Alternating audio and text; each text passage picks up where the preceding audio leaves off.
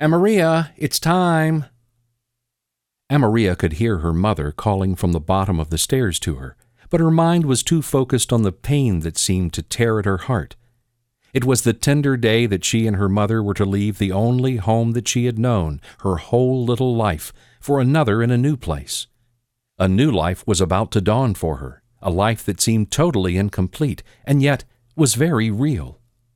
It felt as if nothing but a total nightmare on that one night when the dreaded phone call came to them, saying something for which she never thought she'd have to hear, and it was that her father was in a terrible accident aboard the flight which he had taken earlier that evening for a trip involving his business.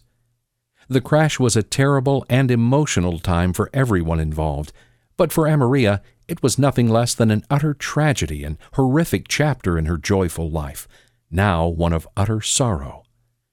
Never another warm embrace, precious daddy, or her father's sweet kisses on her cheeks. She would never smell the cologne that he would adorn on his neck, nor taste the different treats he would bring back from his trips from far-off places, or even the time spent during their family time, which she had come to enjoy each week with her small but wonderful family. No, this was a time for exceeding sadness in her small yet tender age, and the burning agony that accompanied it. Her mother's voice could be heard once more as she called up to her. "Amaria, honey, are you okay? Do you need me at all for something?"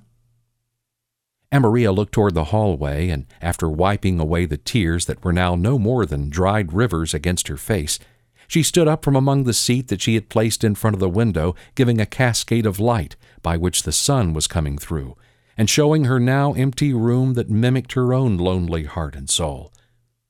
"No thanks, I'm coming, Mama." She walked toward the hallway and stopped at the doorway. Then, with a final turnaround, she looked on what used to be her room, now empty as could be, with not even so much as a hole in the wall.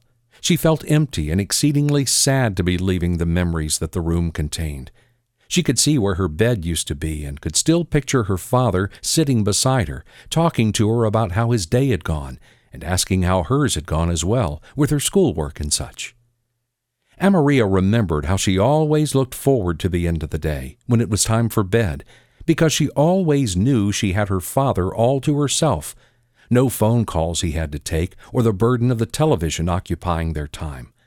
Amaria would drift off to sleep with the voice of her father who sang to her the melody from the gift he had brought from one of his many business trips.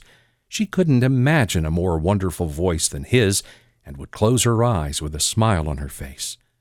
With those thoughts, she clung tightly onto the music box that contained the melody her father would sing to her every night, and also contained inside was a picture of the two of them posing, and her most prized possession of all, her father's wedding ring. The small collection of her dad's things helped to symbolize her father's presence to her, and something that she always deemed special. Catherine had entrusted to Amaria that which would always represent that her father was close to her, and that was his wedding ring. Not only did its meaning greatly affect Catherine as a symbol of their undying love, and the fact that it was the closest thing to her husband she'd ever feel again, Catherine knew how much his passing had also affected Amaria, and for her daughter, nothing was too important, and so she gave it to her daughter. Amaria can still see the last trip they took together, which was to the amusement park, on one of their many family excursions. She held tightly onto her father and mother's hand when they would go to the various rides and when they would sit down to eat during the day. She remembered all the funny faces her father would make with the corn dogs or whatever they were snacking on, and the jokes he told to them as well. It was that day that during their lunch her mother pulled out a camera and snapped a photo of the two of them. Amaria remembered how surprised she was at her picture being taken, and looking over to her dad who, by the looks of it, was in the same boat. But before the second picture was taken, they managed to get into a pose together, with her father placing his face next to hers and putting his arm around her and her him. On the night during their vacation, her father had a little surprise for her.